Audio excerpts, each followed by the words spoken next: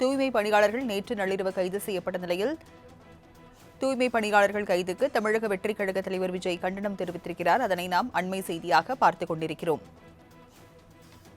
Chennai ribbon மாளிகை முன்பு போராட்டத்தில் ஈடுபட்ட தூய்மை பணியாளர்கள் கைது செய்யப்பட்டதற்கு தமிழக வெற்றிக் கழக தலைவர் விஜய் கண்டனம் தெரிவித்திருக்கிறார். அதனை அண்மை செய்தியாக நாம் பார்த்துக் கொண்டிருக்கிறோம். தூய்மை பணியாளர்கள் கைதுக்கு தமிழக வெற்றிக் கழக தலைவர் விஜய் கண்டனம் தெரிவித்திருக்கிறார். அதனை நாம் அண்மை செய்தியாக பார்த்துக் கொண்டிருக்கிறோம். சென்னை ரிப்பன் மாளிகை முன்பு போராட்டத்தில் ஈடுபட்ட தூய்மை பணியாளர்கள் நேற்று நள்ளிரவு கைது செய்யப்பட்டனர். இந்நிலையில் தூய்மை பணியாளர்கள் கைதுக்கு தமிழக வெற்றிக் கழக தலைவர் விஜய் கண்டனம் தெரிவித்திருக்கிறார். அதனை அண்மை செய்தியாக நாம் பார்க்கிறோம். விவரங்களை செய்தியாளர் ராஜேஷ் வழங்க கேட்கலாம். ராஜேஷ், விவரங்கள். வணக்கம். 13 நாட்களாக சென்னை ரிப்பன் மாளிகை அருகில் போராடி கொண்டிருந்த தூய்மை பணியாளர்களை நேற்று நள்ளிரவில் அவர்கள் திடீரென கைது செய்யப்பட்டார்கள். பல்வேறு அங்கு அடக்குமுறைகள் கட்டவிழ்க்கப்பட்டதாக அவர்கள் குற்றச்சாட்டை முன்வைத்திருக்கக்கூடிய சூழ்நிலையில் தமிழக வெற்றி கழகத்தின் தலைவரான விஜய் அதற்கு கண்டனம் தெரிவித்து அறிக்கை வெளியிட்டிருக்கிறார்.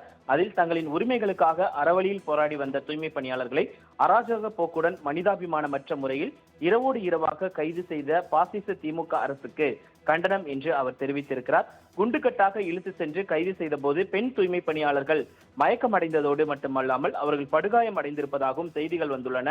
நள்ளிரவில் நடைபெற்ற இந்த கைது நடவடிக்கையை பார்க்கும்போது மனசாட்சியுள்ள எவராலும் தாங்கிக் கொள்ள முடியாத அளவிற்கு பெண்கள் மீது வன்முறை கட்டவிழ்த்து விடப்பட்டிருக்கிறது தெரிகிறது. காயமடைந்தவர்களுக்கு தேவையான மருத்துவ உதவியையும் சிகிச்சையும் உடனடியாக வழங்கி அவர்களின் உடல் நலத்தை காக்க தேவையான நடவடிக்கைகளை விரைந்து மேற்கொள்ள வேண்டும் என்று அவர் கேட்டுக்கொண்டிருக்கிறார். மேலும் கைது செய்யப்பட்ட தூய்மை பணியாளர்கள் வெவ்வேறு இடங்களில் தங்களின் குடும்பத்தினரோடு கூட தொடர்பு கொள்ள முடியாத வகையிலும் எவ்வித உதவிகளும் கிடைக்காத வகையில் அடைத்து வைக்கப்பட்டுள்ளனர்.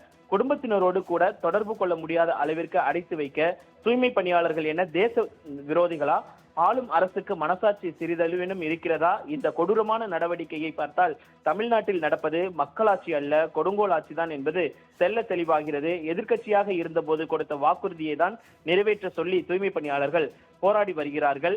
அப்படி கொடுத்த வாக்குறுதியை உங்களால் நிறைவேற்ற முடியாது எனில் ஏன் வாக்குறுதிகளை கொடுக்கிறீர்கள்? அராஜக போக்குடன் கைது செய்யப்பட்ட தூய்மை பணியாளர்கள் உடனடியாக விடுவிக்கப்பட வேண்டும். அவர்கள் தங்களின் கோரிக்கைகளை முன்னிறுத்தி போராடுவதற்கு மாற்று இடம் வழங்க வேண்டும் என்று அவர் கோரிக்கை விடுத்திருக்கிறார். ராஜலட்சுமி, விவரங்களை வழங்கியதற்கு நன்றி ராஜேஷ்.